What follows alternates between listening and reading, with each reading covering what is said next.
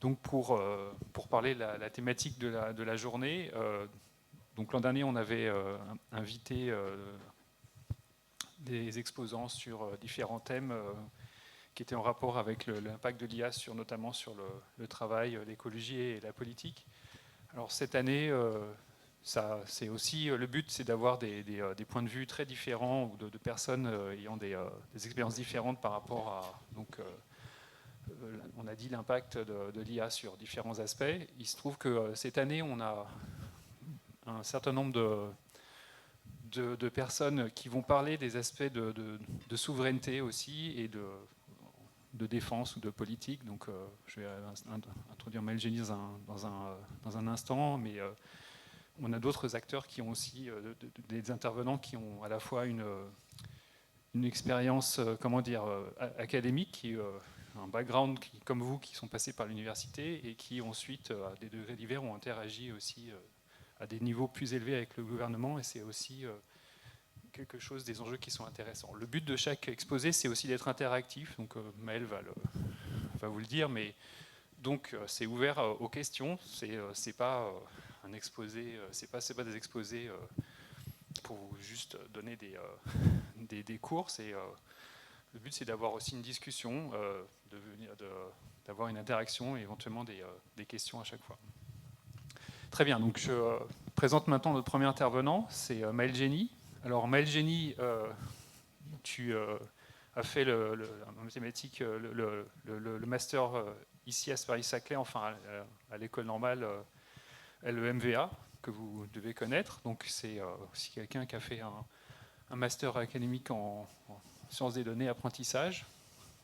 Et au fur et à mesure de ta carrière, tu as évolué vers la défense et tu es maintenant à l'AMIAD, donc, qui est le ministère. Donc c'est quoi pour A L'agence ministérielle pour Agence. l'IA de défense. Voilà, agence ministérielle pour l'IA et la défense. Donc, comme son nom l'indique, tu vas nous parler de thèmes en rapport avec cela. Et donc, je vais te laisser la parole et présenter comment tu veux organiser ta présentation. Ouais, Merci. bonjour à tous. Déjà, je suis très heureux d'être devant vous. C'est toujours un plaisir de discuter avec des étudiants. Pour la petite heure qu'on va passer ensemble, surtout, n'hésitez pas à un moment, si vous avez une question, vous levez la main et ça sera plus interactif. Je vais vous faire participer à un moment, je vais essayer de vous donner quelques dilemmes un petit peu, que ce soit des dilemmes éthiques ou des problématiques, de voir un petit peu qui part à droite, qui part à gauche. Mais l'idée, c'est que ce soit le plus interactif possible, donc n'hésitez pas dès que vous avez une question. Très rapidement, en fait, donc on m'a demandé de venir intervenir sur le sujet de l'IA militaire. Je ne vais pas vous parler que de ça, je vais vous en parler un petit peu évidemment, mais je ne vais pas vous parler que de ça parce que fondamentalement, si vous voulez savoir ce qu'est l'IA militaire, en fait, vous pouvez trouver des très bons podcasts sur Deezer ou sur Spotify et ça fera très bien l'affaire. Par contre, ce que je peux vous dire, c'est qu'il y a 10-15 ans, moi j'étais à votre place, je me demandais ce que j'allais faire de ma vie et depuis 10-15 ans, j'ai eu plein d'expériences, que ce soit des expériences très opérationnelles dans les forces armées, au Sahel, dont je vous parlerai, des expériences beaucoup plus stratégiques, voire même politiques, dont je vous parlerai un petit peu. Et du coup, à la lumière de ça, l'idée, c'est plus de vous dire, OK, voilà ce qui est possible de faire pour vous. Il y a un panel de choix qui est ouvert à vous. Et voilà quels sont les grands défis en fait, qu'on va rencontrer d'un point de vue défense, d'un point de vue souveraineté et sécurité dans les années à venir. Et si vous voulez prendre une part là-dedans, ben, voilà, libre à vous, quoi. Du coup, dans l'idée, je vais vous présenter très rapidement mon parcours. Du coup, en fait, globalement, il y a 10-15 ans, voilà, j'étais à votre place. J'avais passé la Greg, je pensais faire de l'enseignement et de la recherche. Mais en fait, il y a eu un petit bouleversement, un petit tournant, c'est ce qui s'est passé en France en 2015. Du coup, ce qui s'est passé en début d'année, puis ce qui s'est passé en fin d'année. Donc en fin d'année avec Bataclan, les terrasses, le Stade de France. Et à ce moment-là, je me suis dit, ok, mon pays il a besoin d'autre chose en ce moment que plutôt que j'aille faire de l'enseignement de la recherche ou plutôt que j'aille bosser dans une boîte privée. C'était aussi une option. Et du coup, je me suis intéressé un petit peu aux armées et j'ai découvert que au sein des armées, il y avait des organismes extrêmement techniques qui faisaient un petit peu toutes les sciences, on va dire, des armées. Et donc, je suis devenu ingénieur de l'armement. J'ai passé un concours, etc. Et je suis devenu ingénieur de l'armement. Et j'ai pris différents postes à partir de ce moment-là, et des postes d'abord que je voulais très opérationnels. Donc, je m'étais engagé suite à 2015, et donc j'ai demandé des premiers postes où, en gros, globalement, mon job, c'était de retrouver les gens de l'État islamique qui avaient trempé de près ou de loin avec les attentats de 2015. Et du coup, ça m'a amené à travailler principalement en France, mais à partir notamment au Sahel, où j'ai traqué des terroristes de l'État islamique au Grand Sahara. Je vous en parlerai un petit peu après, parce que la question qu'on peut avoir derrière, c'est quand je dis j'ai traqué, alors moi je n'étais pas dans un véhicule de l'armée de terre à poursuivre des terroristes, hein. C'était plutôt un job technique, et qu'est-ce que les data science ont à voir là-dedans, qu'est-ce que l'IA a à voir là-dedans. Donc je vous en parlerai un petit peu par la suite. Après je suis revenu en France. Globalement, je voulais un sujet, là j'étais sur un sujet très tactique, très opératif, je voulais un sujet beaucoup plus stratégique et j'ai bossé dans la dissuasion nucléaire. Alors là, vous pouvez aussi vous poser, mais qu'est-ce que la dissuasion nucléaire a à voir avec l'IA? On pourra y revenir. Donc j'ai bossé dans la dissuasion nucléaire et après j'ai bossé en cyber quelques années, donc c'était un peu la frontière où en fait c'était le moment où on essayait de mettre de l'IA dans de la cyber, que ce soit de la lutte informatique défensive, de la lutte informatique un peu plus offensive, dans le but de se défendre à chaque fois, donc c'était intéressant. Et enfin, entre 2023 et 2025, j'ai été le conseiller IA de Sébastien Lecornu, qui à l'époque n'était pas Premier ministre, qui était ministre des Armées. Donc il m'a contacté pour essayer de refondre un petit peu toute la stratégie IA du ministère des Armées. Et donc c'est ce qu'on a fait. Donc on a un petit peu tout réorganisé. On a créé l'agence dans laquelle je travaille aujourd'hui notamment. Et donc ça, je vais vous en parler beaucoup plus en détail tout à l'heure. On m'a fait, enfin avant que je vienne ici, il y a quelqu'un qui m'a fait quelques bullet points. Donc régulièrement, je vais venir ici pour regarder si je dévie pas trop, de ce qu'on m'a proposé de dire, mais je ne vais pas trop m'en servir quand même. Peut-être à main levée déjà, avant que je commence un peu à parler d'IA militaire, qui pense que l'IA militaire, c'est principalement de la robotisation du champ de bataille, donc genre des robots avec des armes à la Terminator? Il n'y a personne qui ose? Il y a un moment, il va falloir lever la main, je vais vous proposer d'autres choses après, hein. Ok, il y a quelques mains qui se lèvent, qui pensent que c'est principalement du tri de données, de la recherche d'informations, de la logistique, des choses comme ça. Il y a un peu plus de mains qui se lèvent. Ok, donc je suis curieux de savoir ce que les gens qui n'ont pas levé la main pensent. Et qui pensent que c'est il y a du quotidien comme dans n'importe quelle boîte, quoi, grosso modo. Une personne. Il y a un peu de ça quand même. Ok, intéressant. Bon, j'espère que vous aurez une vision plus claire de ça d'ici quelques minutes, mais première question assez intéressante. Okay. Si j'avais fait cette intervention en fait il y a 5 ans, je pense que j'aurais dit un truc radicalement différent. Pourquoi? Parce que en fait, jusqu'à 2020-2021, les gens qui bossaient en IA dans les grandes boîtes et dans les grands groupes, c'était principalement pour faire de la pub. Tous les amis que j'ai qui étaient chez Google à ce moment-là, globalement, à 95%, votre job c'était de faire de la pub, enfin c'était d'améliorer la pub, d'améliorer les clics, d'améliorer l'attention des utilisateurs. Les 5% restants c'était les gens qui faisaient jouer aux échecs, ou enfin c'était AlphaGo ou ou des gens qui jouaient aux échecs. Et en fait depuis 5 ans ça a radicalement changé. Pourquoi? Parce que la puissance des outils qu'on a aujourd'hui fait qu'on vient toucher des sujets éminemment régaliens, des sujets de sécurité, des sujets de souveraineté, et surtout la chose la plus importante, des sujets qui vont toucher au fonctionnement de notre démocratie. Quand je dis toucher au fonctionnement de notre démocratie, aujourd'hui, une campagne électorale, quelle qu'elle soit, elle se joue plus sur des médias numériques que sur des tracts qu'on va distribuer dans des marchés. Et ça, en fait, on ne l'avait pas il y a 10 ans. Et ça, c'est un monde dans lequel vous allez devoir vivre, c'est-à-dire qu'il y a un très bon bouquin qui s'appelle Les ingénieurs du chaos, qui explique comment, en fait, dans les années à venir, la plupart des élections, quel que soit le niveau de la municipale à la présidentielle, vont se jouer d'abord sur un sujet d'ingénierie sur les outils numériques. Donc ça, c'est le monde dans lequel vous allez évoluer, et c'est le monde dans lequel on va évoluer dans les années à venir, et c'est pour ça que le job que vous allez prendre, en fait, il aura une dimension éminemment sécuritaire, même si éminemment sécuritaire et régalienne, même si vous décidez de prendre une voie qui sera un petit peu différente. Avant de vous parler stricto sensu d'IA militaire, je pense qu'il est intéressant que je vous parle très rapidement d'environnement géostratégique. Alors, je ne suis peut-être pas la meilleure personne pour parler de ça, hein, c'est pas mon boulot, je suis avant tout un technicien, mais je vais juste en dire 2 mots.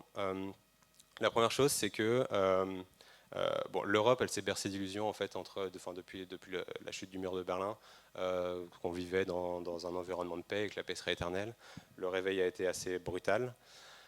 Et ce qui est assez complexe aujourd'hui, c'est qu'en fait les enjeux et les conflits, ils vont mêler différents environnements. En fait, ils vont mêler des enjeux à la fois militaires, à la fois économiques, à la fois technologiques et plus récemment, voire même idéologiques. Et quand vous arrivez à entremêler ces enjeux-là, ça devient hyper complexe de déconflicter.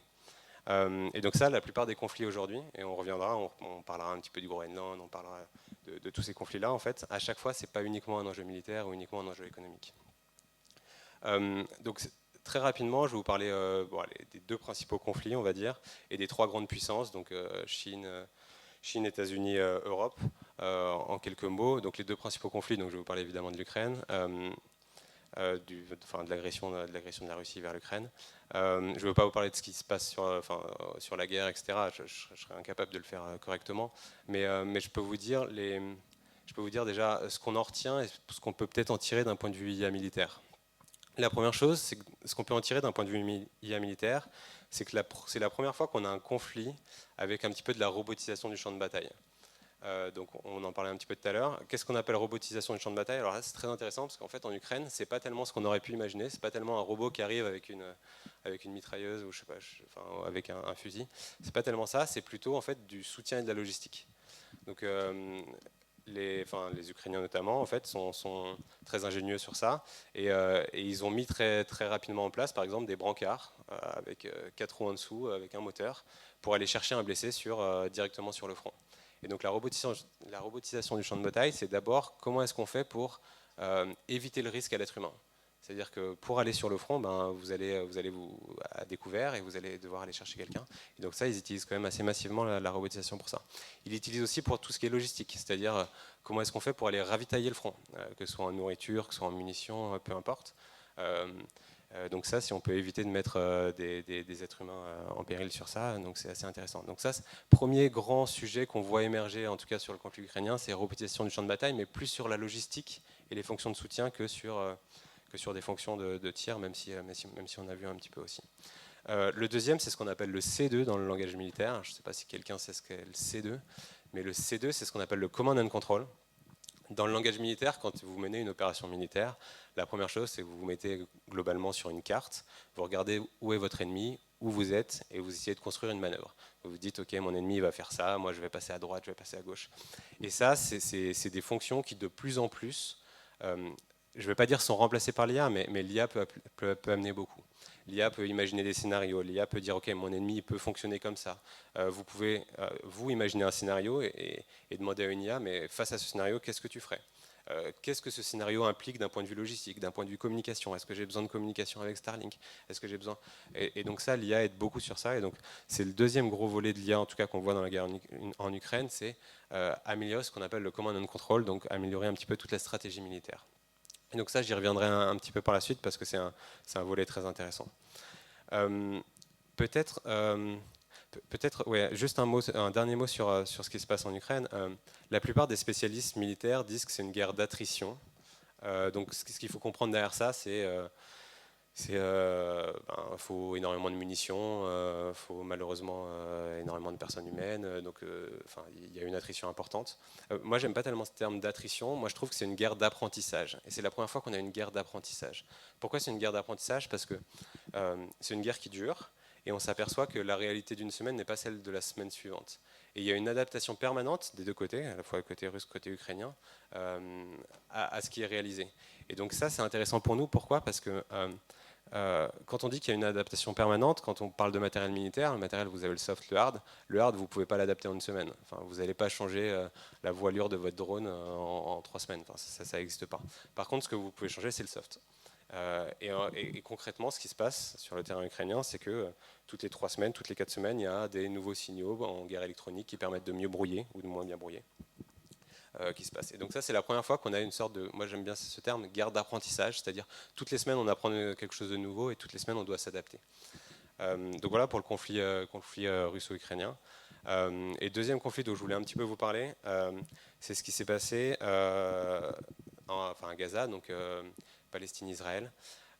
Sans rentrer dans les détails du conflit, si on prend uniquement d'un point de vue IA, ce qu'on peut retenir de ça, c'est utilisation massive de l'IA par l'armée israélienne, notamment sur des fonctions de ciblage. Ça a été largement documenté dans la presse, etc. On en reparlera un petit peu tout à l'heure quand on va parler un petit peu d'éthique, notamment quelle est l'éthique française sur ça, est-ce qu'on l'aurait fait, est-ce qu'on l'aurait pas fait, est-ce qu'on l'aurait fait différemment. Mais peut-être plus que ce sujet-là, moi donner un petit retour d'expérience sur moi ce que j'ai vécu au Sahel, qui peut être quelque chose qui s'apparente un petit peu à ça.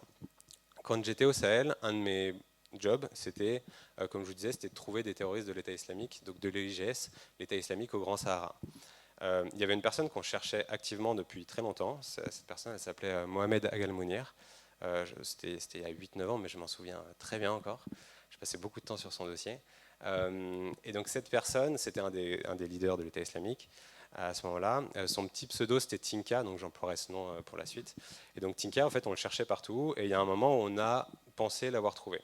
En tout cas, on avait des informations concordantes qui disaient, OK, cette personne est à cet endroit dans le désert malien. Ces informations concordantes, c'est des informations de sources humaines, que je ne détaillerai pas trop, mais de sources humaines, moyennement fiables.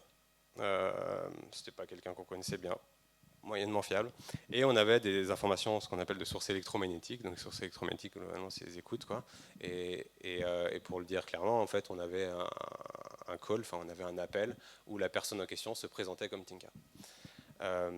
Très bien. Donc là, vous avez deux informations concordantes, mais bon, une personne s'est présentée comme Tinka au téléphone, ok, et une source humaine. Et la question qui se pose derrière, c'est quelle est la vraisemblance que ce soit la bonne personne. Il se trouve que c'est en plein milieu du désert. Il était entouré d'une centaine de combattants. Autrement dit, impossible d'envoyer des forces armées. Enfin, on se serait fait... Enfin, on aurait eu beaucoup de morts français derrière. Donc la seule voie possible pour cette opération, c'était un bombardement aérien. Et donc là se pose la première question, c'est quelle est la vraisemblance, donc il n'y avait pas d'histoire d'IA à ce moment-là, quelle est la vraisemblance que ce soit la bonne personne? Est-ce que, parce qu'il a passé un coup de téléphone qui dit ouais, je suis Tinka, est-ce que c'est suffisant pour se dire ok, à la fin il y a une GBU de 50 kg qui va lui tomber dessus? Grosse question. La deuxième question qui s'est posée après, c'est imaginons qu'on ait suffisamment confiance dans le fait que ce soit la bonne personne. Il est entouré d'une centaine de personnes. Quel est le degré d'information qu'il nous faut pour être sûr qu'il n'y a pas de femmes près de lui, d'enfants près de lui? Globalement, pour être sûr qu'on n'a pas de victimes collatérales sur ce qu'on va réaliser. Et donc, pourquoi est-ce que je vous parle de ça? Parce que fondamentalement, si vous regardez dans la presse ce qui s'est passé sur le conflit Israël-Palestine, etc., il y a beaucoup d'articles de presse qui ont dit l'utilisation de l'IA, ça mène à des bombardements systématiques ou enfin, faire des choses en fait qu'on n'aurait pas qu'on n'aurait pas fait sans l'IA. En fait, fondamentalement, la question initiale, c'est quel degré de vraisemblance vous acceptez de prendre, et c'est une question qui est humaine. C'est pas une question qu'on délègue à la machine, et c'est une question qu'on délèguera jamais. En tout cas, la France, c'est une question qu'on délèguera jamais à la machine. Et donc, la question de l'éthique vis-à-vis de bombardements aériens, par exemple, c'est une question sur laquelle le levier principal, et c'est ça que j'aimerais que vous touchiez du doigt, c'est pas tellement est-ce que j'utilise l'IA, est-ce que j'utilise pas l'IA, c'est à la fin, il doit y avoir un responsable, si ça marche pas, et ce responsable, ça reste un être humain. Ça peut pas être un algorithme, ça peut pas être... On peut pas se cacher derrière, ok, mais c'est l'algorithme qui m'a dit qu'à 92% c'était bon. Non, ça n'existe pas. En tout cas, dans la doctrine française. Donc voilà, je vous ai parlé rapidement des deux conflits. Je voudrais dire juste un mot sur trois grandes puissances, et après je bascule très vite sur l'IA militaire. Chine, on pourrait en parler longuement. Peut-être juste une phrase, moi, qui m'a marqué. Un jour, j'ai rencontré un officier chinois qui avait mon âge globalement, et qui m'a dit une phrase qui m'a marqué. Il m'a dit: vous raisonnez en cycles électoraux, nous on raisonne en cycles technologiques. Ce qui n'est pas faux. Je ne suis pas capable de dire que c'est faux aujourd'hui. Dit autrement, en fait, les projets qu'on lance, nous on les lance à 3 ans, 5 ans, maximum 10 ans, on va dire. Là où côté chinois, en fait, ils ont le temps avec eux, et ils se disent, si la technologie exige d'aller vite, type IA, on va vite. Si ça exige de prendre son temps, type nucléaire par exemple, on prendra notre temps et on viendra plus tard. Et je pense que ça résume assez bien la chose. États-Unis, États-Unis, il y aurait énormément de choses à dire. Sur les bullet points qu'on m'a fait là, hier soir, j'ai lu, et il y a marqué États-Unis, entre parenthèses, enfin États-Unis alliés, point d'interrogation. Ça veut tout dire. Je ne sais pas si c'est. Enfin, je ne commenterai pas énormément ça. Ce qui est sûr, c'est que c'est un concurrent systémique aujourd'hui. Et est-ce que dans la salle, je vais vous faire un petit peu participer, est-ce que dans la salle, il y a des gens qui connaissent Nicolas Guillou? Est-ce que vous pouvez lever la main si vous connaissez qui est Nicolas Guillot? Personne ne sait? Si je vous dis que c'est un juge de la CPI, la Cour pénale internationale. Ok, ça parle à au moins une personne. Ouais, bon, forcément. Donc c'est un juge de la Cour pénale internationale qui, pour avoir fait son boulot, s'est vu interdire tout système numérique américain. Donc il est sur une liste avec la plupart des terroristes mondiaux en fait, sur le fait qu'il ne peut plus utiliser un système numérique américain. Donc, plus utiliser un système numérique américain, c'est pas juste je peux pas utiliser les réseaux sociaux, c'est les messageries classiques, etc. Mais c'est aussi je peux pas utiliser de carte bancaire par exemple, parce que Visa et Mastercard ils sont numériques. Donc ça embête un petit peu. Et qu'est-ce qu'il a fait ce bonhomme? En fait, il a rendu un avis. Il a fait son boulot en fait. Il a fait son boulot. Il a rendu un avis collégial avec tous les juges de la Cour pénale internationale sur les crimes de guerre qui ont été réalisés par Israël à Gaza. Vous avez suivi qui est au courant de ce qui s'est passé avec Thierry Breton? Moi, j'imagine que ça, il y a plus de monde. Je trouve que c'est assez intéressant Thierry Breton parce que moi j'étais pas du tout un fan de l'AIACT. Donc pour ceux qui sont pas au courant, Thierry Breton il a plus le droit d'aller aux États-Unis. Donc c'était quand même un ancien ministre français, un commissaire européen, enfin c'est une grosse personnalité. Il n'a plus le droit d'aller aux États-Unis, il est interdit de visa. Donc qu'est-ce qu'il a fait Thierry Breton? En fait, il a mis en place l'AIACT, vous devez en avoir entendu parler. Moi, j'étais pas du tout fan de l'AIACT. Je pensais que c'était trop de régulation, l'Europe c'est tout dans la régulation, etc. Et en fait, j'ai changé d'avis avec ce qui s'est passé. Le fait que ça embête tant que ça l'administration américaine, je me suis dit, ok, en fait ça a un impact, et en fait, c'était peut-être nécessaire, quoi. Donc, c'est assez intéressant. Et peut-être une dernière, si je vous dis AUKUS, est-ce que ça parle à certains d'entre vous ou pas? C'est toujours les mêmes. AUKUS, en fait, bon, très rapidement, AUKUS, en fait, il y avait le plus gros contrat industriel, je pense, des 50 dernières années, en fait, il a été passé entre la France et l'Australie. On avait vendu des sous-marins à l'Australie. Et globalement, les États-Unis nous l'ont mis à l'envers et ils ont réussi à convaincre les Australiens d'une chose qu'ils ne réaliseront jamais. Ils vont leur fournir des sous-marins nucléaires, mais ils ne leur fourniront pas. Je la fais très rapidement, mais vous pouvez vous documenter sur tout ça. Et donc, si on va encore plus loin, en fait, je pourrais vous parler de dirigeants d'Alstom qui ont été emprisonnés aux États-Unis en attendant que qu'une partie de leur boîte soit vendue. En fait, on pourrait discuter pendant des heures. Ce qui est sûr, c'est que je vais absolument pas. Mon discours paraît un peu anti-américain. C'est pas l'objet du truc. Ce qui est sûr, c'est que les États-Unis, hier, c'était un concurrent économique, ça c'est sûr. Aujourd'hui encore. Aujourd'hui, ça devient on commence à avoir un conflit idéologique avec eux, la façon dont ils sont en train de soutenir et d'exacerber un petit peu les extrêmes en Europe. Qu'est-ce qui va se passer demain? Conflit avec le Groenland, qu'est-ce qui va se passer demain? Je sais pas le dire, mais ça prend pas la bonne direction. Et l'Europe dans tout ça, donc je vous ai parlé de la Chine, des États-Unis, de l'Europe. L'Europe dans tout ça, l'Europe elle est morcelée. Alors, ce qui est très compliqué d'un point de vue, si je me remets d'un point de vue militaire, évidemment, ce qui est très compliqué d'un point de vue militaire, c'est que pour construire une défense, vous avez besoin de vous accorder sur quelle est la menace. Et en Europe, historiquement, on n'a pas été d'accord sur quelle était la menace. Pour le dire assez simplement, les pays du Sud, dont on faisait partie, on va dire France, Italie, des pays comme ça, la menace, ils la voyaient plutôt au Sahel. Et légitimement, hein, la menace, c'était plutôt les attaques terroristes. Les pays de l'Est, légitimement, la menace, ils la voyaient à l'Est. C'était la Russie. Et ce qu'on voit venir aujourd'hui, c'est que les pays du Nord, la menace, maintenant, ils la voient à l'Ouest.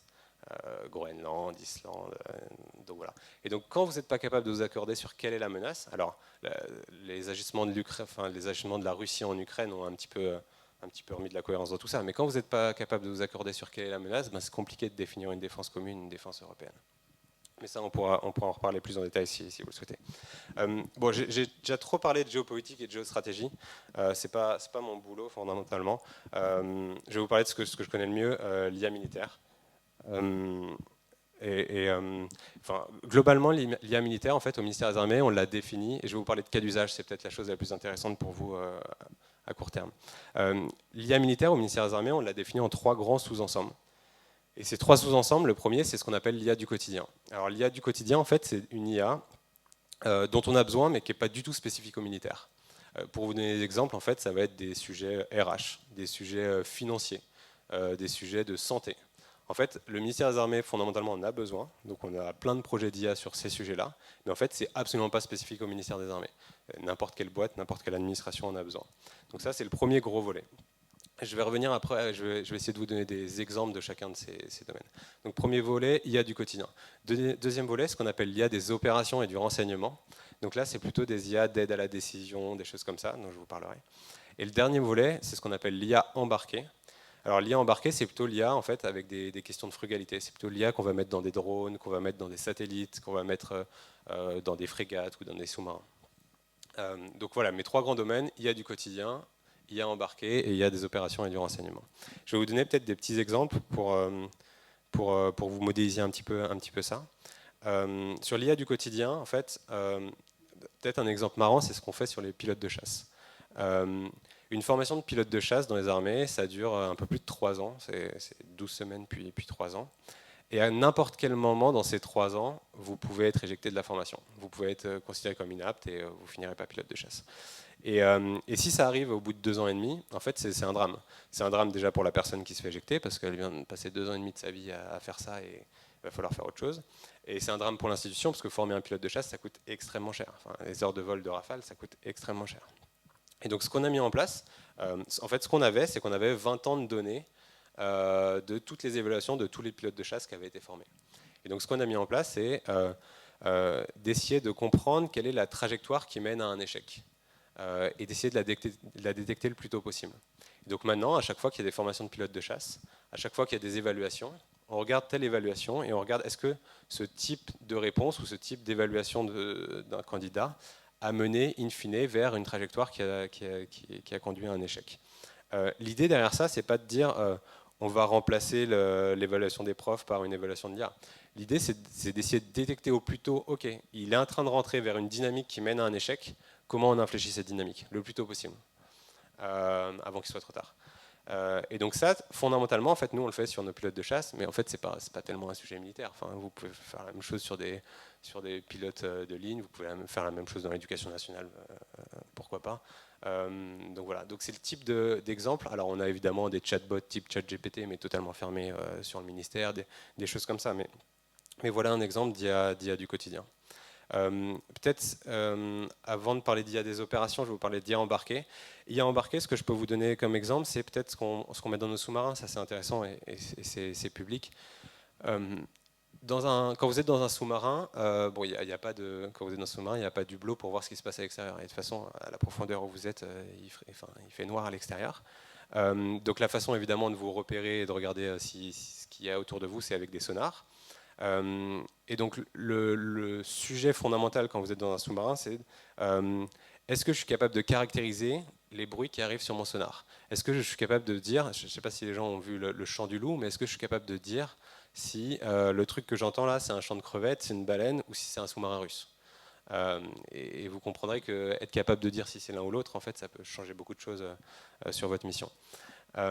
Et donc, ce dont on a besoin au ministère des Armées, c'est des modèles de fondation sur des sujets, sur des thématiques qui ne sont pas traitées dans le civil. Parce que fondamentalement, en fait, des gens qui ont besoin de modèles de fondation sur les données sonar ou des données hyperspectrales ou des trucs comme ça, dans le civil, en fait, ils n'en ont rien à faire. Et est-ce que la multimodalité des modèles va aller jusqu'au sonar?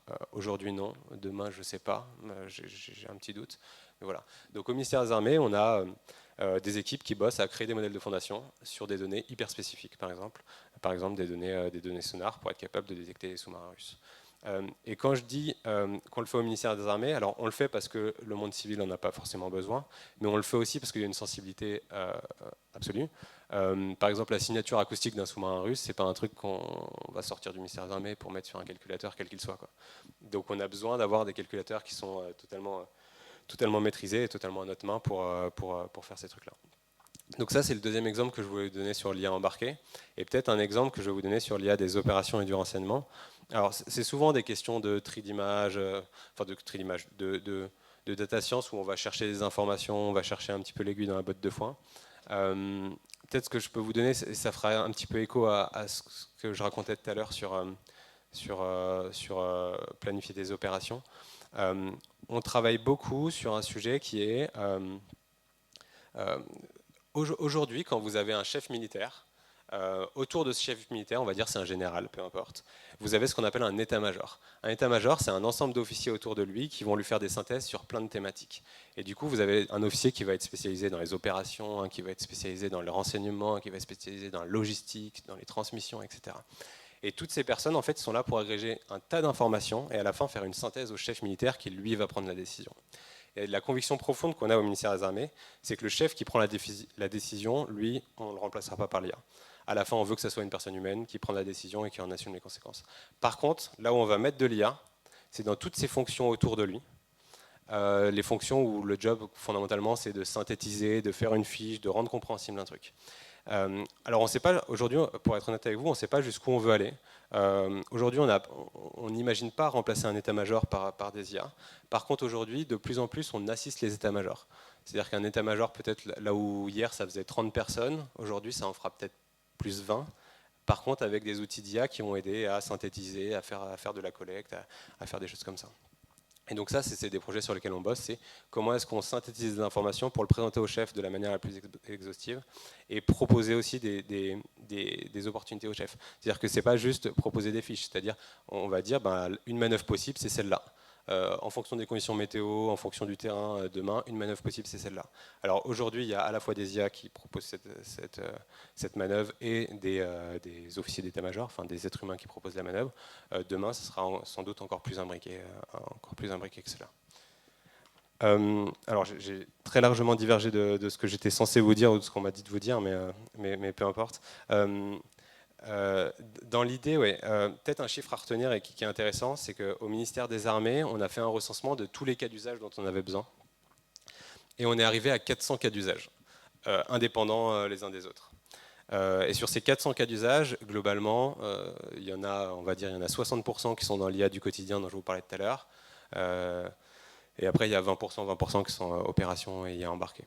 Donc il y a quand même une grosse partie qui est IA du quotidien classique, quoi.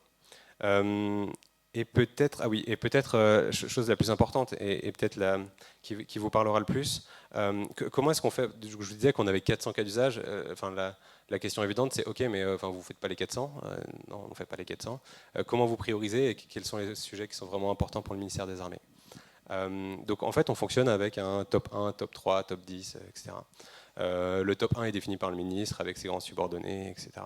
Et donc je vais vous parler un petit peu du top 1, donc en fait le projet le plus important pour le ministère des Armées dans les années à venir. Et ce projet, moi je l'ai suivi de très près, donc je vais vous parler un petit peu de sa genèse.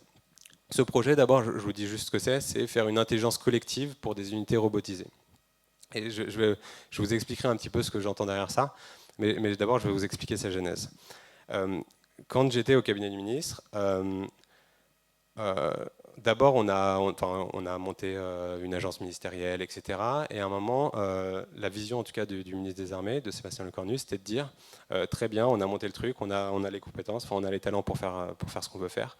Maintenant, mot pour mot, je vous dis ce qu'il m'a dit. Il m'a dit maintenant, il faut créer la gerboise bleue de l'IA. Alors, est-ce que quelqu'un sait ce que c'est gerboise bleue? Ouais, il y a une personne. Donc Gerboise bleue, en fait, c'est la première explosion nucléaire française à Reagan en 1960. Plus qu'une explosion nucléaire, ce n'est pas le sujet, en fait, c'est la première fois que la France a montré au monde qu'elle maîtrisait l'atome. Ou en tout cas qu'elle maîtrisait l'atome pour des raisons militaires. Et donc, moi, je repars dans mon bureau avec cette idée-là. OK, il faut faire la gerboise bleue de l'IA, mais qu'est-ce que c'est que la gerboise bleue de l'IA dans le domaine militaire qui puisait, voilà. Et en fait, après avoir réfléchi longuement, la conclusion à laquelle on est arrivé, et je pense que c'était assez visionnaire en fait de sa part. Enfin, je bosse plus pour lui, hein, donc j'ai pas d'action à dire que c'est voilà. Mais je pense que c'était assez visionnaire, c'était de dire dans l'histoire militaire, vous avez des changements d'échelle qui sont tellement importants que ça en devient des changements de nature. Je vais répéter cette phrase. Vous avez des changements d'échelle qui sont tellement importants que ça en devient des changements de nature. Pour vous expliquer un petit peu, quand vous créez la bombe nucléaire, c'est pas juste une bombe plus grosse que la dernière bombe. En fait, c'est autre chose. C'est même plus un objet uniquement militaire, c'est un objet diplomatique, c'est un sujet sociétal, c'est autre chose. Le changement d'échelle est tellement grand que ça en devient un changement de nature. Et si vous prenez un petit peu toute l'histoire militaire, moi, en tout cas, moi, la vision que j'en ai, c'est qu'il y a eu 2 moments où en fait, le changement d'échelle est tellement important que ça en devient un changement de nature. Vous avez l'atome dont je vous ai parlé, et vous avez l'arrivée de la poudre à canon. Quand vous passez de la flèche au fusil, en fait, c'est pas la même chose. Ça dit autre chose sur la façon de faire la guerre. Et en tout cas, la conviction profonde qu'on a au ministère des Armées, c'est que l'IA, c'est le 3e. Après la poudre à canon, après l'atome, l'IA, c'est le 3e. Et c'est le 3e pourquoi? Parce qu'avec le projet dont je vais vous parler, donc c'est un projet qui s'appelle Pendragon, l'idée, donc, c'est de faire des unités robotisées pour potentiellement remplacer une partie des unités, enfin, des fantassins, donc des unités humaines. Et si vous arrivez à remplacer des unités robotisées par des unités humaines, en fait, vous touchez à quelque chose de fondamental, enfin, philosophique presque, dans qu'est-ce que la guerre, qui va bien au-delà juste de la question militaire. Donc voilà, donc c'est un petit peu l'analogie qu'on fait. Souvent, il y a l'analogie avec l'électricité, avec l'informatique et tout. Au ministère des Armées, on préfère l'analogie avec l'atome pour cette raison, même si, évidemment, il y a plein de différences. Enfin, comparaison de vos paraisons, évidemment, enfin, l'atome, c'est quelque chose que vous, enfin, à l'instant T, vous l'avez pas, à l'instant T plus 1, vous l'avez, là où l'IA se diffuse bien plus, etc. On est conscient de tout ça, mais en tout cas, dans l'idée, dans la philosophie du ministère des Armées, on le met au même niveau. Donc c'est quelque chose d'un petit peu important, quoi. Et donc je vous disais, c'est le projet Pendragon qu'on a lancé. Donc Pendragon, pour la petite histoire, c'est le père du roi Arthur. Et c'est l'initiateur de la quête du Graal. Alors on l'a lancé parce que la plupart des équipes sont en Bretagne, ça pouvait faire des sous-projets avec Camelot. Enfin, il y a plein de raisons pour lesquelles on a appelé ça Pendragon. Mais l'idée derrière ça, en fait, c'est pas tellement un projet de robotique. En fait, on développe pas des robots. L'idée derrière ça, c'est de se dire comment est-ce que je fais une intelligence qui est capable de synchroniser des robots. Et pour vous expliquer ça, je vais vous expliquer un petit peu comment fonctionne une unité élémentaire dans l'armée de terre. Donc dans l'armée de terre, vous avez le soldat de base, après vous avez l'équipe, 3 soldats grosso modo. Et si vous montez un petit peu, après vous allez arriver à la section ou au peloton, une trentaine de soldats. Vous allez arriver à CDU, donc une unité en fait, c'est 100 personnes. Et l'idée, c'est que dans quelques années, sans doute qu'un CDU, donc un commandant d'unité, c'est un capitaine dans l'armée de terre. Aujourd'hui, il commande 100 personnes, donc il donne des missions à 100 personnes par groupe. Sans doute que dans quelques années, en fait, il aura plus 100 personnes, mais il aura peut-être 50 ou 60 personnes, plus 200, 300, 400 drones. Et ce sera à lui de choisir, OK, sur quelle mission j'envoie mes unités robotisées, et sur quelle mission j'envoie mes unités plutôt humaines. Sans doute que les unités humaines seront envoyées sur plutôt des choses à contact avec la population, des choses qui sont peut-être un petit peu plus touchy, où on estime qu'on veut une personne humaine pour les régler. Et peut-être que les unités robotisées seront envoyées soit sur des choses plus sensibles dans le sens où vous avez des chances de l'attrition, des chances de vous faire tirer dessus, soit sur des choses qui nécessitent, par exemple, un long rayon d'allonge ou des choses comme ça, quoi. Donc voilà le projet le plus important du ministère, le projet Pendragon. Et si ça vous intéresse, si ce projet vous intéresse, il y a pas mal de ressources sur Internet que vous pouvez trouver sur ça. Peut-être vous parler un petit peu de comment la France elle s'est structurée. Donc là, je vous ai parlé cas d'usage, projet Pendragon, etc. Donc je vous disais qu'on avait créé une agence, donc l'AMIAD, l'Agence ministérielle pour l'IA de défense. Globalement, c'est une agence de techniciens, quoi. L'idée, en tout cas, l'idée profonde qu'on avait, c'était de dire, pour faire du numérique, pour faire de l'IA, il faut d'abord des techos. On ne va pas juste mettre un gros paquet d'argent qu'on va déléguer à Thales ou à n'importe quel industriel de défense. On veut vraiment maîtriser le truc en interne. Donc on a fait une grosse agence avec 2 pôles, en fait. Un pôle qui est plutôt en Bretagne, ou ce qu'on appelle le pôle technique. Et leur job, c'est de mettre en prod des outils d'IA, concrètement. Et un pôle recherche, en fait, qui est en haut du plateau, en fait, qui est à l'école polytechnique, où là, c'est plutôt un centre de R&D et c'est des chercheurs, quoi, sur des sujets militaires. Donc cette agence, elle compte 300 personnes et elle va adresser un peu tous les sujets compliqués du ministère des Armées, les sujets compliqués d'un point de vue technique. Associé à cette agence, en fait, ce qu'on a fait au ministère des Armées, c'est qu'on voulait une approche semi-centralisée, semi-décentralisée, c'est-à-dire on voulait un gros pôle de compétences, donc ça c'est la MIAD. Et après, on s'est dit, ok, on a ce pôle de compétences, mais si on fait juste ça, en gros, on va avoir une boîte de R&D qui sera totalement déconnectée du terrain. Et ça aurait été un problème. Donc ce qu'on a fait, c'est qu'on a créé ce qu'on appelle des centres de la donnée et de l'IA dans chacune des armées, directions et services du ministère. Donc vous avez un centre de la donnée et de l'IA dans l'armée de terre, dans l'armée de l'air, dans la marine, mais aussi, par exemple, au service de santé des armées, la direction du renseignement militaire, enfin dans tous les organismes du ministère des Armées, tous les principaux organismes, vous avez un centre de la donnée et de l'IA, où là, c'est des ingénieurs IA des data scientists qui n'ont peut-être pas le même niveau d'expertise ou les mêmes moyens que ce qu'on pourrait avoir à l'Amiad, mais qui sont au plus proche de la donnée, au plus proche de l'utilisateur final. Et globalement, la façon de fonctionner du ministère, c'est quand vous avez un besoin qui émerge de la base, enfin des soldats concrètement sur le terrain, il en parle à son CSDIA, enfin à son centre de la donnée et de l'IA. Si c'est pas trop complexe, ils le réalisent ensemble, main dans la main. S'il y a une brique qui est un peu technologiquement un petit peu complexe, ils remontent au gros pôle R&D qui est l'Amiad, qui réalise la brique et qui leur déploie et qui les aide à mettre en œuvre. Donc voilà, c'est une approche un peu semi-centralisée, semi-décentralisée, avec un gros pôle de compétences et après des entités qui sont au plus proches de la donnée, au plus proches des utilisateurs finaux. Dernière chose, peut-être ce qu'on a fait au ministère des Armées, pour faire de l'IA, bon, il vous faut d'abord des talents et après il vous faut du compute, évidemment.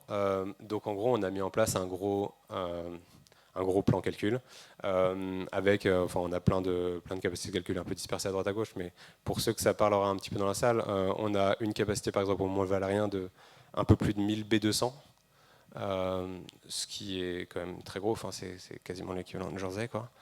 Donc c'est ce qui et donc c'est une capacité qui est totalement décorrélée d'Internet.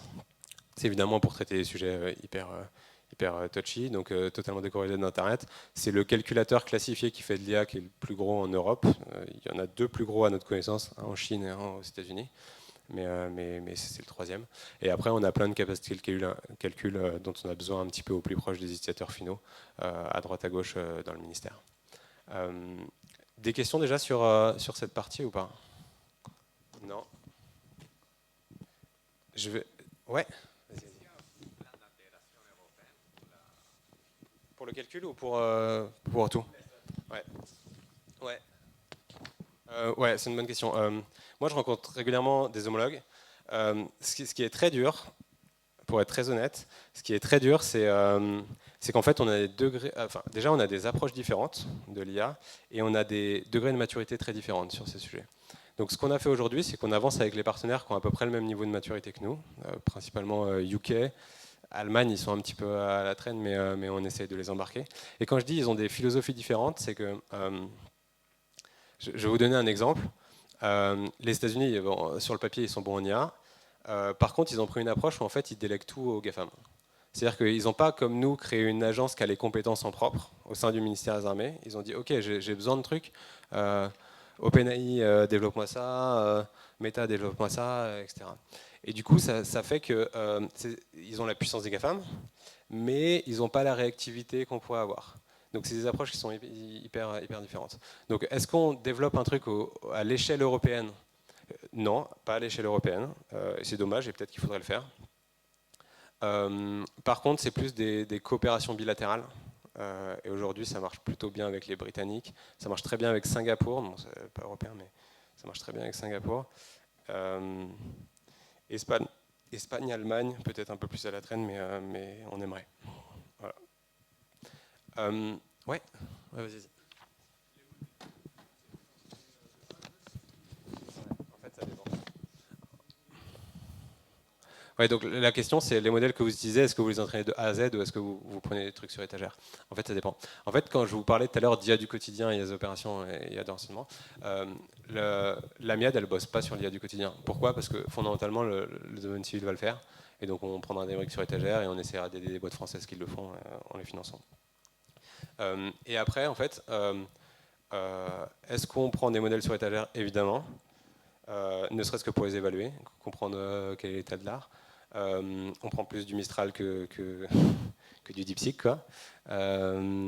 On a un partenariat avec Mistral qui est assez poussé en fait. Je dis un partenariat, on n'a pas un marché avec Mistral. Enfin, il y a un marché, on leur donne de l'argent, mais on a un partenariat parce qu'il y a un certain nombre de sujets sur lesquels, avec Mistral, sur lesquels on leur apporte des choses autant qu'ils nous apportent des choses, je pense. Où on va leur apporter des choses autant qu'ils vont nous apporter des choses. C'est en train de se construire. Pourquoi? Parce qu'en fait, au ministère des Armées, il y a plein de données hyper exotiques qu'ils ne peuvent pas trouver en open source. Et donc ça, c'est intéressant sur la multimodalité de leur modèle. Donc non, on utilise, en fait, ça dépend du cas d'usage. Ça dépend vraiment du cas d'usage. Vous allez faire du sonar, vous allez tout faire vous-même, et vous faites un chatbot ministériel, vous allez prendre les modèles de Mistral, globalement. Je vais vous parler un peu d'éthique, et ça ouvrira sans doute plein de questions. bon, l'éthique sur l'IA de défense, c'est un sujet fondamental qu'on peut pas bypasser. Ce que je vais faire, c'est que je vais vous faire voter d'abord. Je vais vous présenter un dilemme et je vais vous faire voter. Vous devrez vous positionner réponse A ou réponse B. Le premier dilemme que je vais vous donner, c'est imaginons qu'il y a un drone qui fonce sur cet amphi là, ou sur la Tour Eiffel. On va faire sur la Tour Eiffel.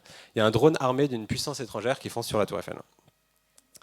Mais vous êtes un super ingénieur IA, vous bossez pour la défense, et en fait vous avez construit un système de défense aérien qui est vraiment top.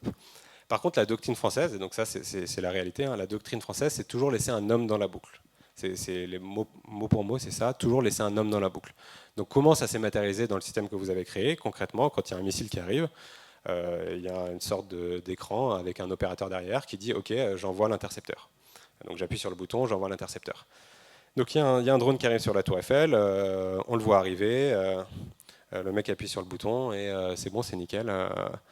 L'intercepteur part, c'est intercepté, la Tour Eiffel n'est pas tombée sur le Trocadéro, c'est nickel. Une semaine plus tard, même scénario, sauf que c'est plus un drone, c'est 10 drones. Alors là, il transpire un petit peu l'opérateur et il se dit, ok, 10, bon, 1, 2, 3, 4, 5, 6, 7, 8, 9, 10, ah c'est bon. J'ai mes 10 intercepteurs qui sont partis et c'est réglé. Une semaine plus tard, vous me voyez arriver, c'est plus 10 drones, mais c'est 10 000 drones qui arrivent sur la Tour Eiffel. Et il se trouve que votre opérateur, au moment où ça arrive, il est parti aux toilettes. Pas de bol. Et il n'y a pas de relève. Question pour vous. Vous avez deux possibilités. Est-ce qu'il faut changer ou est-ce que vous avez mal compris la doctrine française? Il faut garder un homme dans la boucle. Réponse A. Réponse B, non, de toute façon, il faut toujours garder un homme dans la boucle, c'est le principe, d'un point de vue éthique, c'est ce qu'il faut faire. Tant pis pour la Tour Eiffel qui s'écrasera sur le Troca ou sur l'école militaire, c'est comme ça. Qui répond à la réponse B? Ok, intéressant. Et qui répond à la réponse A? La réponse D. La réponse A, c'est soit je change la doctrine, soit j'ai mal compris la doctrine, quoi. Ce qui est intéressant, c'est que je pense qu'il y a la moitié de l'amphi qui a répondu A et la moitié de l'amphi qui a répondu B. Je peux vous dire ce que ferait, enfin, en tout cas ce que ferait la France dans ce cas précis. En fait, donc la doctrine française, c'est mot pour mot, on doit toujours laisser un homme dans la boucle. Mais ça, c'est les termes. La philosophie de cette phrase, c'est pas tellement de dire je dois avoir un homme qui appuie sur un bouton pour envoyer un intercepteur. La philosophie de cette phrase, c'est de dire à la fin, la responsabilité doit toujours être humaine. On doit toujours avoir une personne sur laquelle on peut dire ok, c'est lui qui a décidé de faire cette action de feu. Voilà. Et par contre, l'action de feu, elle peut être quasiment automatisée. Si vous prenez aujourd'hui sur les frégates de défense, donc des navires de la marine nationale, quand vous avez une multitude de vecteurs qui arrivent, donc des drones qui arrivent, des bateaux qui arrivent, etc., le commandant du navire peut décider de se défendre. Et à partir du moment où il a décidé, après, ça tire de partout dans tous les sens, mais il n'y a pas une action derrière chaque opérateur. Donc en tout cas, la philosophie française, c'est plutôt de dire la responsabilité doit rester humaine, plus que j'ai uniquement derrière mon intercepteur.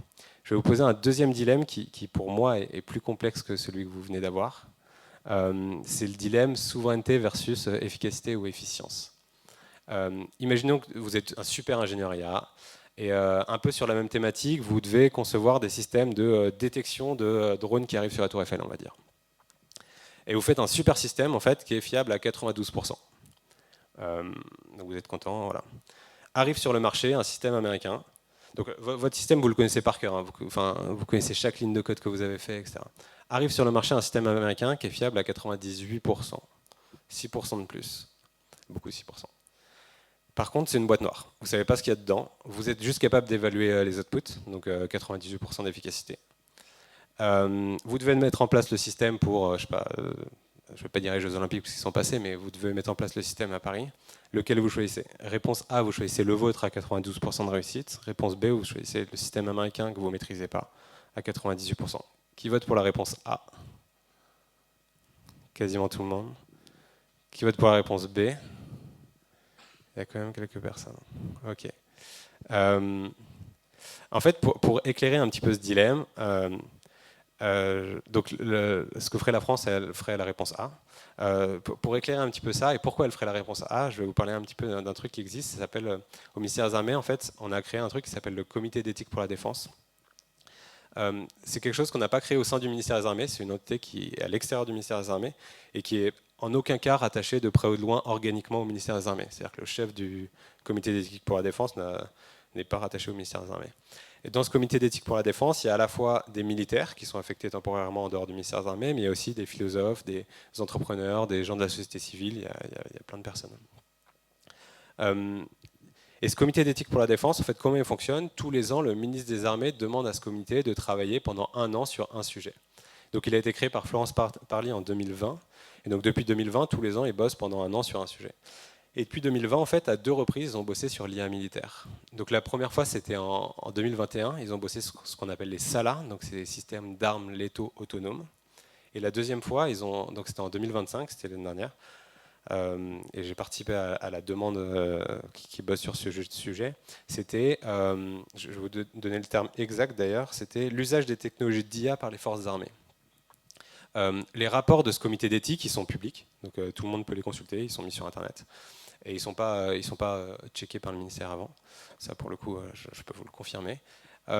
Et en fait, dans le rapport de 2025, ils ont un petit peu abordé cette notion de souveraineté versus efficacité.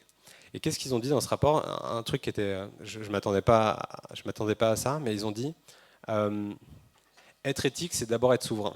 Pourquoi? Parce que si vous n'êtes pas souverain, vous allez prendre des briques sur étagère, vous ne saurez pas ce qu'elles font, et vous remettez en fait vos notions d'éthique à une autre nation. Donc être éthique, c'est d'abord être souverain, et c'est d'abord maîtriser ce que vous faites et maîtriser votre matériel. Et donc ça, c'est un petit peu ce qui guide aussi l'IA militaire au sein, en tout cas pour la France, c'est de se dire non, mais on peut prendre des briques extérieures, on peut prendre des modèles extérieurs, comme tu disais. Par contre, on a besoin de les maîtriser. On a besoin de comprendre comment ils sont faits, parce qu'à la fin, si il y a des vies humaines qui sont en jeu, on veut avoir une responsabilité humaine qui va nous dire ok, c'est moi qui ai pris la décision, et on ne veut pas juste se reposer sur ok, mais il y avait une brique noire qui venait de tel pays, on ne sait pas ce qu'elle a fait, et c'est parti, quoi. Je vais arrêter avec les dilemmes à ce niveau-là. Je préfère qu'on prenne un petit peu de temps pour les questions derrière. Je vais peut-être juste une petite conclusion rapide. Je vous en ai pas trop parlé, mais en fait, le message que j'aimerais vous reteniez ce matin, c'est que l'Europe a besoin de vous, en fait. Je vous dis pas, je suis pas là pour faire de la retape pour le ministère des Armées, hein. Honnêtement, si vous voulez rejoindre le ministère des Armées, rejoignez-le, il n'y a pas de souci. Et je vous dis pas bosser dans le public, bosser dans le privé, faites ce que vous voulez. Mais juste aujourd'hui, en fait, on est dans une situation qui soit géopolitique, géostratégique, qui fait que l'Europe, elle a besoin de vous. Elle a besoin de vous. Moi, ce que je m'étais noté, elle a besoin de vous pour des questions, pour faire des systèmes qui soient plus performants, plus auditables, plus éthiques, et surtout qui soient alignés avec nos valeurs démocratiques. Pourquoi je vous dis ça? Parce que en fait, si on ne fait pas nos modèles nous-mêmes, d'autres vont nous imposer leurs modèles. Et le sens modèle, en fait, vous pouvez le comprendre au sens algorithmique, mais vous pouvez aussi le comprendre au sens sociétal. Ils nous imposeront leur modèle algorithmique, mais ça finira par nous imposer des modèles sociétaux. Donc l'Europe a besoin de vous, vraiment. C'est le truc que j'aimerais que vous reteniez. Et je m'étais noté juste une phrase, c'est que votre talent demain peut servir à gagner du temps sur une recommandation, une pub TikTok ou Insta.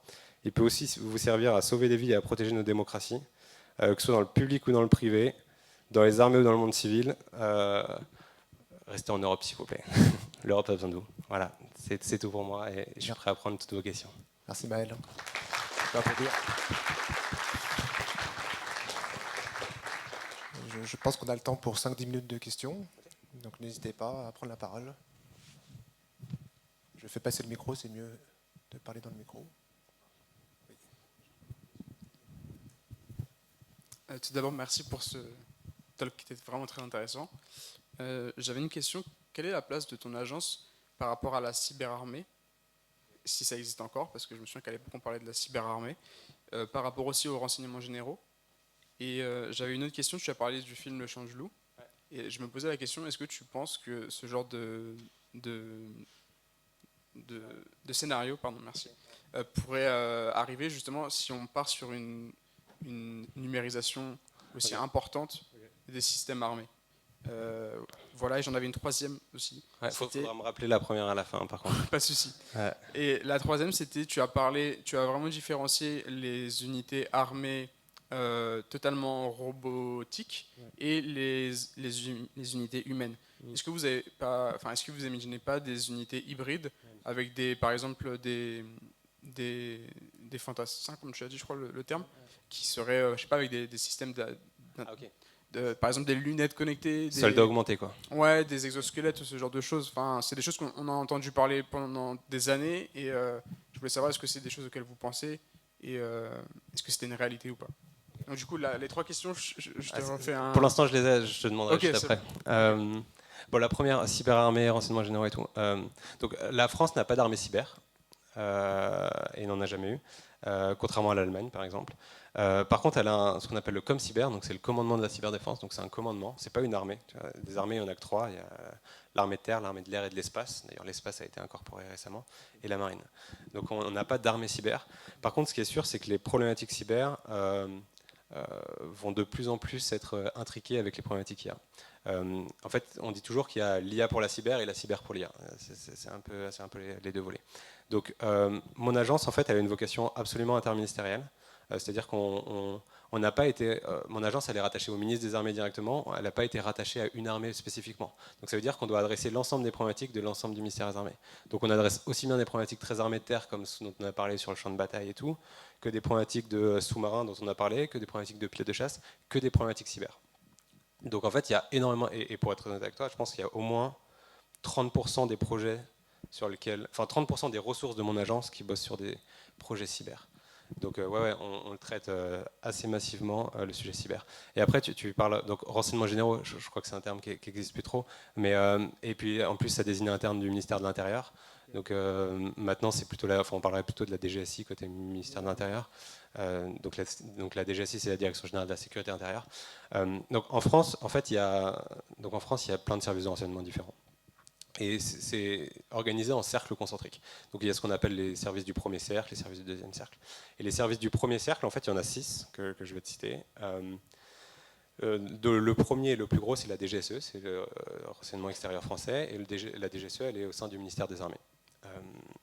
La deuxième en volume, c'est la DGSI, donc elle est au sein du ministère de l'Intérieur. La troisième en volume, c'est la DRM, Direction du renseignement militaire. Derrière, tu as ce qu'on appelle les douanes, il me semble. Ouais, derrière, c'est les douanes, donc c'est la DNRED. Après, tu as TRACFIN et j'oublie la DRSD. Pardon. Donc, tu as ça. Du coup, ça veut dire que sur les 6 principaux services, en tout cas les 6 services du premier cercle, tu en as 3 qui sont au ministère des Armées. Alors, on pourrait dire pourquoi est-ce qu'il y en a 3, est-ce que les missions ne se recoupent pas et tout ça, je pourrais en disserter avec vous des heures. Mais en tout cas, tu en as 3 qui sont au ministère des Armées. Et dit autrement, quand je disais que la MIAD a la vocation à bosser pour l'ensemble des services du ministère, un service de renseignement, c'est un des services, quoi. Et tu vois, tout à l'heure, je vous disais qu'il y avait des centres de la donnée et de l'IA qui avaient été inscrits dans les armées, directions et services. Il y a des centres de la donnée et de l'IA qui sont au sein des services de renseignement. Donc si vous voulez faire de l'IA au sein des services de renseignement, il y a des places pour vous, enfin il y a des places en tout cas, après il faut être bon, quoi. Et allez-y. Et ils font des trucs passionnants. Ouais. Mais donc, du coup, il n'y a pas de cyberarmée? Ça n'existe pas? Non, ça n'existe pas en France. Okay. Il y a une armée cyber en Allemagne, mais en France, donc il y a le ComCyber, qui est le commandement de la cyber, mais il n'y a pas de cyberarmée en France. Il y a beaucoup de cybercombattants, on dit toujours qu'il y a entre 4 et 5 000 cybercombattants. Mais en fait, quand on dit cybercombattants, c'est pas c'est pas que des gens qui font l'offensive. Quand on dit 4-5 000, c'est aussi des gens qui défendent nos systèmes. Et des gens qui font de l'offensive, il y en a moins, mais je pense pas que le chiffre soit public. Donc ça, c'était la première question. La deuxième. Chant du loup. Ouais, est-ce que le scénario type Chant du loup, donc pour ceux qui n'ont pas la référence, donc c'est des islamistes de Daesh, il me semble, qui prennent le contrôle d'un sous-marin russe à l'autre bout de la Terre et qui envoie une bombe nucléaire qui tombe en France. Déjà, il y a plein de choses qui ne vont pas. Donc non, c'est impossible. Il y a plein de choses qui ne vont pas. Si on prend dans l'ordre, des islamistes de Daesh qui prennent le contrôle d'un sous-marin nucléaire. Franchement, c'est bien protégé, un sous-marin nucléaire. Là, dans le film, ils prennent le contrôle d'un truc à la retraite, enfin désaffecté. Alors, un sous-marin nucléaire désaffecté, il a plus ses têtes nucléaires dans le sous-marin. Ça, je vous assure, quoi. Donc, ce ne serait pas possible de tirer. Après, tirer un missile nucléaire depuis un sous-marin, c'est pas un job de masse, quoi. c'est pas possible. Et après, juste, si on, ouais, je vois où tu veux en venir, hein. Si on prend juste sur le côté IA, est-ce que si on met de plus en plus d'IA dans la détection et tout, est-ce qu'on pourrait arriver vers là? Impossible. Impossible, pourquoi? Parce que, en fait, la doctrine nucléaire française fait que, si tu veux, déjà dans le film, tu as, je sais pas, t'as 3 minutes entre le moment où le président dit allez-y feu et le moment où le missile y part, quoi. Bon, je ne peux pas donner le temps exact, mais c'est pas le bon ordre de grandeur, vraiment pas. Et après, en fait, ce qui serait passé en réalité, c'est qu'on aurait essayé de l'intercepter, on aurait réussi ou pas réussi comme dans le film. Et si on n'avait pas réussi, on aurait attendu de regarder les dégâts, quoi. Tu t'attends de regarder les dégâts, tu te dis ok, bah, ils nous ont vraiment bombé, on va vraiment répliquer. Ou pas. Et là, dans le film, en fait, le truc est encore en l'air, aller contre-feu nucléaire. Non, ça marche pas. Ça. C'est un très très bon film pour beaucoup de choses, mais non, le scénario, c'est impossible. Ouais, là, c'est pas vraiment le scénario, enfin, j'ai bien conscience Ouais. que ça serait pas possible, mais c'est plus ce côté à la fin où tu sais, t'as le gars avec le code, ils sont là et puis ils se trompent. En fait, ils répliquent alors qu'il fallait pas répliquer. Et En fait, tu vois, le fait de répliquer, c'est une décision humaine, même dans le film. Et enfin, le répliquer au feu nucléaire, ça sera jamais délégué à une machine. C'est impossible. Vraiment, ça, c'est inconcevable. Déjà, mettre de l'IA dans la dissuasion, c'est un vrai sujet, honnêtement, pour l'avoir abordé. C'est à quel point on veut en mettre, à quel point on veut pas en mettre dans la dissuasion. C'est quand même le truc qui doit marcher en tout temps, en tout lieu, fondamentalement. Et du coup, dès que tu vas mettre une brique, enfin, dès que tu vas proposer de mettre une brique quelque part, on va dire ok, mais il faut vraiment me prouver techniquement que c'est impossible, mais rigoureusement impossible, pas que c'est à 10 moins 6, c'est rigoureusement impossible que ça fasse autre chose que ce que je veux. Et peut-être la dernière chose que je peux dire sur ça, c'est, sans trahir aucun secret, c'est que dans la dissuasion nucléaire, en fait, il y a ce qu'on appelle, enfin, il y a 3 piliers, ce qu'on appelle du contrôle gouvernemental. Et il y a un pilier, je ne vais pas tous les détailler, mais il y a un pilier qu'on appelle le contrôle gouvernemental de conformité, enfin le CGCE, donc contrôle gouvernemental de conformité de l'engagement. Et conformité de l'engagement, ça veut dire quoi? Ça veut dire ce qui peut être tiré par un sous-marin nucléaire lanceur d'engin, enfin bref, peu importe, par un sous-marin, c'est que uniquement ce que le président de la République a décidé, et rien d'autre. Et même si je sais pas, l'ensemble du sous-marin devenait fou, il est impossible techniquement de tirer par exemple sur une autre cible que celle qui a décidé le président de la République. parce qu'il faut les 2 codes. Ah, c'est pas qu'une question de 2 codes, mais c'est plein de systèmes techniques qui sont en place. Mais c'est impossible techniquement de faire autre chose. Donc voilà, donc, tout ça pour dire qu'il y a plein de sécurités aujourd'hui, humaines, qui font que c'est pas possible, quoi. Et peut-être la dernière question. La dernière question, c'était sur les robots. Est-ce que vous imaginez pas des soldats hybrides? Bien sûr, bien sûr. Ouais, le soldat augmenté. Ouais, bien sûr. Alors, jusqu'où on va aller, je ne sais pas si on va se mettre des Neuralink dans le cerveau, hein. Mais évidemment que sur le matériel du fantassin, c'est de plus en plus regardé. Il y a des choses qui marchent très bien aujourd'hui, c'est notamment les viseurs automatiques sur les fusils. Tu mets une petite caméra avec un petit traitement d'image et voilà. C'est pas utilisé en France, pourquoi? Parce qu'en fait, faut bien, enfin, en fait, globalement, ce qui se passe, c'est que c'est un peu comme dans Call of Duty, en fait. Votre fusil, si vous regardez dans une direction, il va tirer, enfin, il va se diriger automatiquement vers la cible. C'est pas lui qui va tirer, c'est toujours vous qui faites l'action de feu, mais ça évite que vous tiriez trop à droite, trop à gauche. Et en plus, ça peut prendre en compte le vent qui vient de droite, le vent qui vient de gauche, pour vous tiriez automatiquement sur votre cible. Donc ça, c'est pas utilisé aujourd'hui, mais c'est expérimenté dans les armées. Donc ouais, évidemment qu'on va vers des soldats de plus en plus assistés par des outils, pas forcément IA, mais sur ce sujet. Merci. On a peut-être le temps pour une dernière question.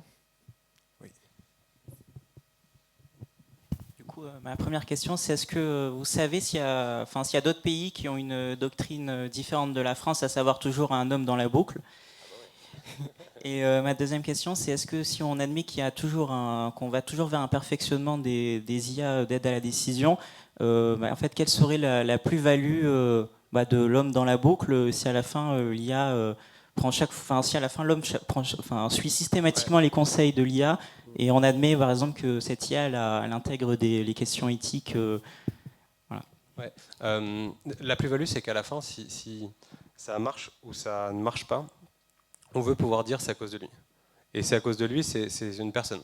Il y a une personne qui a pris la responsabilité et qui a dit ok, c'est moi le chef, c'est moi qui engage la responsabilité qu'à la fin il y ait des morts ou qu'on réussisse l'opération. Et ça, en tout cas en France, on veut le conserver. quoi qu'il arrive. Et je pense qu'à court terme, ça ne changera pas.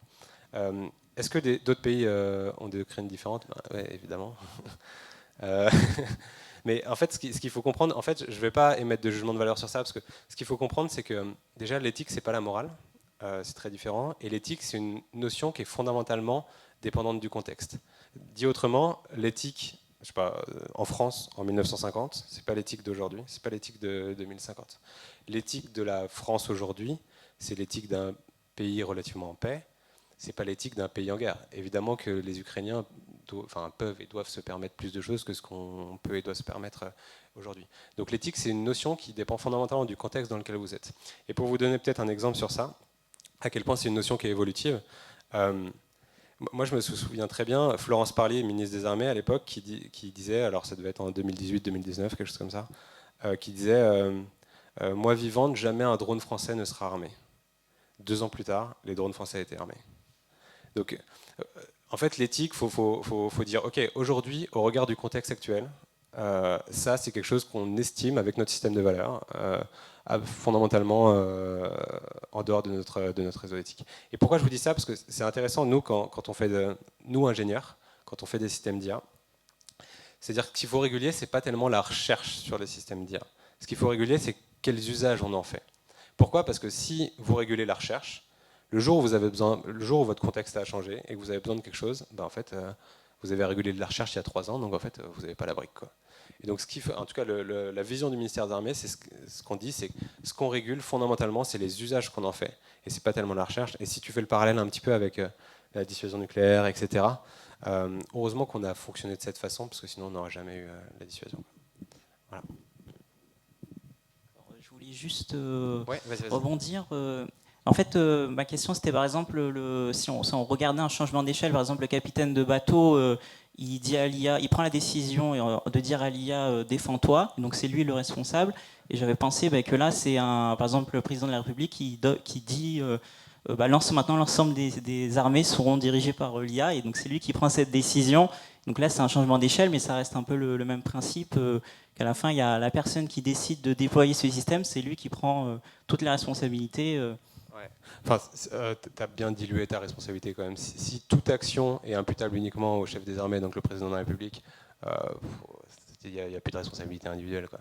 Donc je pense que tu as trop dilué ta responsabilité. Non, mais ça, c'est une vraie question en fait, et c'est une question hyper touchy au sein des armées, parce que plus on déploie l'IA, plus cette question se pose, et plus les militaires vont se dire, ok, mais à quel point je maîtrise mon truc, à quel point je garde un petit peu la main sur le truc. Donc dans ton cas, je pense que tu as trop dilué, ça marche plus, il n'y a plus de responsabilité individuelle, mais c'est une question mouvante et c'est une question qu'on se pose au quotidien. Ouais. Une dernière main levée, peut-être que c'est la toute dernière question, on passera à la suite. On va essayer de faire passer le micro. Allez, on fait comme ça.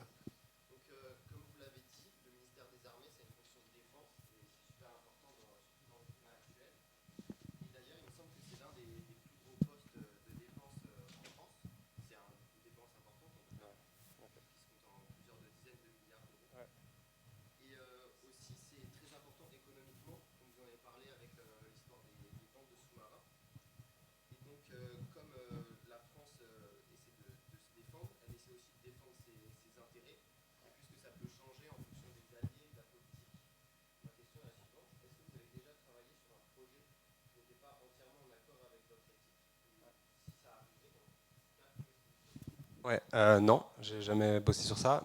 En fait, moi, j'ai bossé sur des sujets hyper régaliens où globalement, l'utilisateur final, c'est le français, quoi. Mais en fait, si c'était le cas, je changerais de projet, en fait.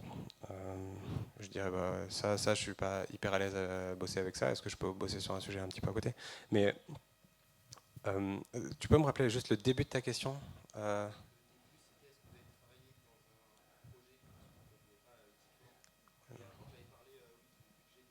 Ouais. En fait, le budget du ministère des Armées, en fait, aujourd'hui, parce que politiquement, en fait, politiquement, il n'y a pas grand monde qui s'oppose au fait qu'on augmente le budget de la défense. Vu le contexte géopolitique, c'est compliqué de s'y opposer. Donc, en fait, on en fait des caisses dans les médias. Mais si vous regardez le budget de l'ensemble des dépenses de l'État, il ne faut pas juste regarder le gouvernement, l'ensemble des dépenses de l'État, le budget des armées, c'est un pouillème, hein, vraiment. Voilà, les plus grosses dépenses, et c'est très bien, hein, les plus grosses dépenses, c'est les retraites, les deuxièmes plus grosses, c'est la santé, et c'est très bien, je ne dis pas qu'il faut inverser la tendance, hein, mais voilà. Et donc le budget des armées, globalement, on est autour de 60 milliards par an. C'est pas le plus gros ministère. Le plus gros ministère, c'est l'éducation, parce qu'il y a un peu plus d'1 million de professeurs. Mais encore une fois, c'est très bien que ce soit l'éducation. Je ne suis pas là pour dire qu'il ne faut pas le faire. Et surtout, en fait, le ministère des Armées, c'est principalement ce qu'on appelle un budget d'investissement. En fait, vous avez soit des budgets de fonctionnement ou des budgets d'investissement, grosso modo. Les budgets de fonctionnement, c'est vous payez des gens pour faire leur job. Les budgets d'investissement, c'est vous investissez dans l'économie. Et la caractéristique principale des investissements du ministère des Armées, c'est qu'on investit quasiment exclusivement dans des boîtes françaises. Donc ça veut dire que c'est quand même de l'argent qui est redéployé dans l'économie française, qui après, comme vous avez dit, sert potentiellement à faire de l'export. Et si les trucs un petit peu borderline auxquels vous pensez, c'est genre vente de Rafale aux Émirats Arabes Unis ou à l'Arabie Saoudite, c'est peut-être ça auquel vous pensiez? Non, même pas. Ok.